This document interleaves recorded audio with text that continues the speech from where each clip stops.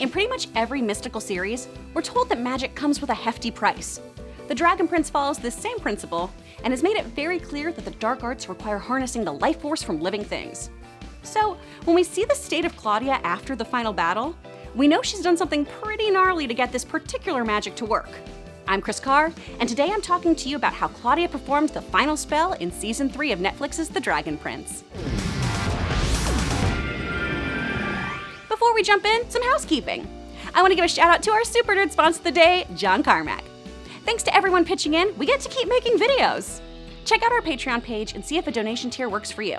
In return, you will get cool stuff. If cool stuff without any donations is what you're after, check out the TST Public has to offer. Our affiliate link will take you to some of our favorite fandom shirts. Lastly, there are major spoilers here, guys. I'm talking about the last few minutes of Season 3, so please, if you aren't caught up, don't tune in. You've been warned. Now let's talk magic. Oh, I can't leave you like this. There has to be something.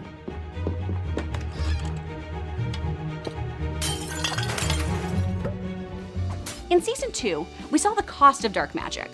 When Soren suffered what should have been permanent damage, Claudia was able to reverse it by killing a fawn. Not only did Claudia have to take a life, it clearly also affected her, since she started rocking a rogue white streak after performing the spell. So even though she was able to bring Soren's body back to how it was, Claudia had to do something pretty dark to do it. I'm sorry, little one, but you are agile, young, and alive, and I need you. This speaks volumes of what Claudia is willing to do for her family, and sets us up for an even bigger sacrifice in Season 3. So in order to heal her brother's broken body, Claudia sacrifices an animal, specifically a young fawn. When her father Viren dies a presumably gruesome death after being shoved off the top of a mountain by Rayla and splatting on the ground below, Claudia's gonna need a lot of dark magic superglue to put dear old dad back together again. Based on his crooked crown alone, he hit that ground hard. So, what's a devoted daughter to do? Necromancy, of course! What's going on?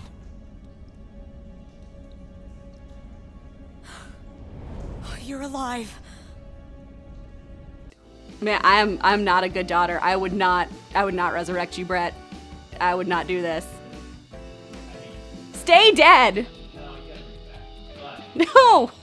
Also, like, real life dad, I love you, Jeff Carr, but I'm not gonna do this. After seeing what it took to fix Soren's injured body, one can assume that bringing someone back from the dead is going to need a little more juice. Eagle-eyed viewers may have spotted a foot in the background, possibly indicating that Claudia took a life, a human life, to resurrect her father. Whose foot? Oh, we're gonna get to that. There's speculation. But you're okay now. A life for a life seems to be the standard practice of these sort of dark spells. I'm not as metal as Whitney, so I'm gleaming this knowledge from my favorite show, Pushing Daisies. My name is Ned. I live a simple life. I wake pies and make the dead. That was creepy. I make pies and wake the dead. That pie maker can get it! While the Dragon Prince doesn't blatantly spell it out, it would appear that dark magic isn't particularly sustainable and is definitely inefficient. To perform the smallest of spells, you have to sacrifice an entire creature, or have like a big magical creature's horn in your pocket, just ready to go. So then you're just like, is that a dragon horn in your pocket, or are you just happy to see me? Oh, it's a dragon horn. It's a dragon horn. You made a mistake coming here! So, how many bodies would it take to resurrect your power-hungry papa? Just the one guy we assume is laying back there? Or there are multiples that Claudia went through? Keep in mind, Viren supercharged his army with dark magic prior to his death. So we can also make assumptions about the magical properties of the bodies Claudia had access to. Could Claudia have just killed one person for the sake of her dad? And I do think she'd have to kill to accomplish this sort of spell. I don't think you could use someone who's dying. Much like the fawn, the sacrifice is a really important part of the magic. So if Claudia did murder someone, then who?